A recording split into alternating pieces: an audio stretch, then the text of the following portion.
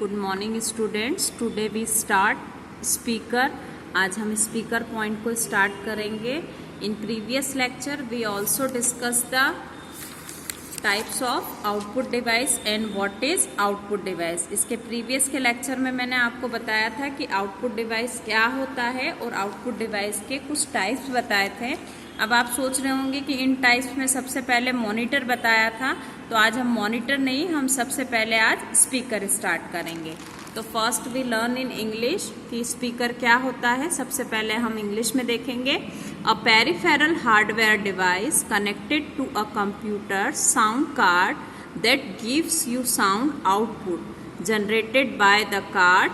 Computers produce audio data that require output device such as speakers and headphones to deliver the sound to the user। मतलब जो आपका speaker होता है ये एक पेरिफेरल हार्डवेयर आउटपुट डिवाइस होता है जो हमारे कंप्यूटर से कनेक्ट होता है, और जब भी किसी साउंड कंप्यूटर से जो भी साउंड जनरेट होता है या उत्पन्न होता है तो उसको सुनने के लिए आपको एक कार्ड की रिक्वायरमेंट होती है, और उस कार्ड से कनेक्ट होकर आपका जो स्पीकर होता है उसमें वो साउंड पहुंचता है।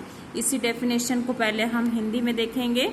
स्पीकर एक ऐसा पेरिफेरल हार्डवेयर उपकरण है जो कार्ड द्वारा जनरेट साउंड आउटपुट प्रदान करता है।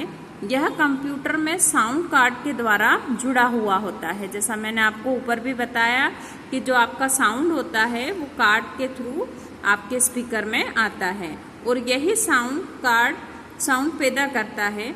जब भी कंप्यूटर ऑडियो डेटा उत्पन्न करता है तो उसे यूजर तक पहुंचाने के लिए स्पीकर्स या हेडफोन की आवश्यकता होती है।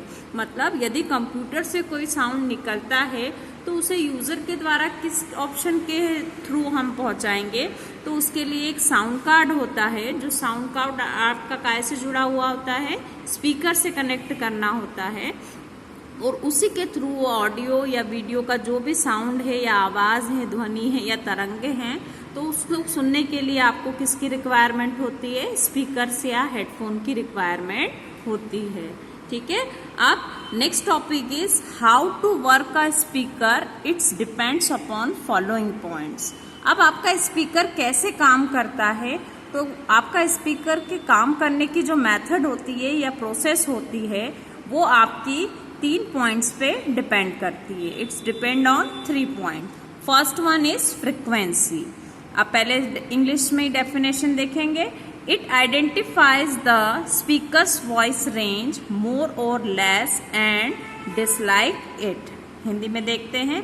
ये स्पीकर की आवाज की रेंज मतलब कम या ज्यादा की पहचान करता है और उसे नापता है। मतलब जैसे स्पीकर में जैसे ये वॉल्यूम फास्ट हो जाता है तो आप उसको कम करते हैं, या एकदम स्लो हो जाता है तो आप उसको क्या करते हैं? बढ़ाते हैं। तो ये सारे फंक्शन आपके किसकी मदद से होते हैं? फ्रीक्वेंसी की मदद से होते हैं।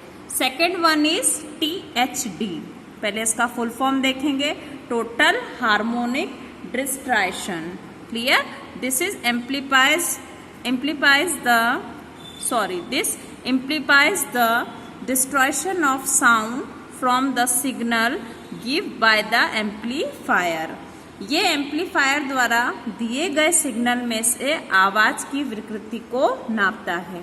मतलब जो एम्पलीफायर है वो किसको काउंट करने का काम करता है या किसको कंट्रोल करने का काम करता है? जो भी आवाज आती है उसकी विकृति को ये क्या करता है? नापता है। मतलब वॉइस बहुत ज्यादा फास्ट तो नहीं है या बहुत ज्यादा स्लो तो नहीं है। Now third one is it takes care of how much amplification is happening in the speaker. ये इस बात का ध्यान रखता है कि स्पीकर में कितनी क्षमता की एम्प्लीफिकेशन हो रही है। मतलब जो आपका थर्ड पॉइंट है वो इस बात का आपका ध्यान रखता है स्पीकर में कि कितनी क्षमता या कैपेसिटी की एम्प्लीफिकेशन हो रही है। तो इस टॉपिक में हमने स्पीकर क्या होता है उसका मीनिंग देखा, फिर आपका स्पीकर किन 3 पॉइंट्स पे वर्क करता है, मतलब जो आपका स्पीकर है उसमें से जो साउंड निकलता है तो वो साउंड कैसे वर्क करता है, तो उसके लिए हमने ये 3 पॉइंट्स को देखा। अब स्पीकर का मैं आपको इंटरनल स्ट्रक्चर या स्पीकर कैसे वर्क करता है वो यहाँ पर एक्सप्लेन करूँगी। अब जैसा कि आपको पिक में शो हो रहा है, यहाँ पर आप सभी देख पा रहे हैं कि ये जो है आपका स्पीकर का आउट वाला पोर्शन है, मतलब बाहरी भाग है, और ये आपका क्या है, पूरा आपका ये आपके स्पीकर का इंटरनल पार्ट है। इंटरनल पार्ट मतलब आंतरिक संरचना। अब इसका हम डिस्क्रिप्शन देखेंगे। आपके जो स्पीकर में सबसे पहला होता है एक मूविंग कॉइल होती है। अब मूविंग जैसा उसके नाम से ही क्लियर हो रहा है, मूव होती है, फिक्स नहीं होती है। आपको यहाँ डायग्राम में भी दिख रहा है, ये मूविंग कॉइल होती है, मतलब मूव करती है।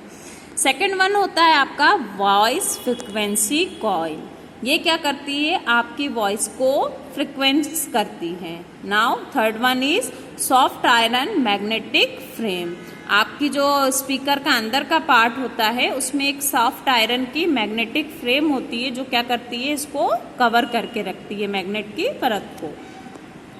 Now third one is DC magnetize coil. ये क्या करती है, जो कॉइल होती है उसको मैग्नेटाइज करके रखती है। और सबसे टॉप पे आपका होता है कोन साउंड रेडिएटर। ये क्या करता है, साउंड को कंट्रोल करता है। तो ये आपका क्या है, स्पीकर का पूरा इंटरनल स्ट्रक्चर है। इसकी हम आपको पीडीएफ भी प्रोवाइड करेंगे यदि आप ड्रॉ बनाना चाहें।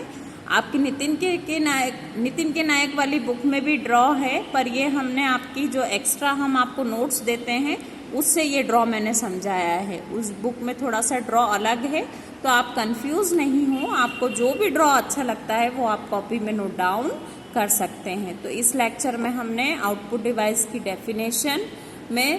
डेफिनेशन तो हमने आपको पहले एक्सप्लेन कर दी थी, सॉरी। स्पीकर देखा, स्पीकर क्या होता है, फिर स्पीकर किन 3 पॉइंट्स पे वर्क करता है वो देखा, और स्पीकर का यह आपका बाहरी स्ट्रक्चर और इंटरनल स्ट्रक्चर देखा। Thank you.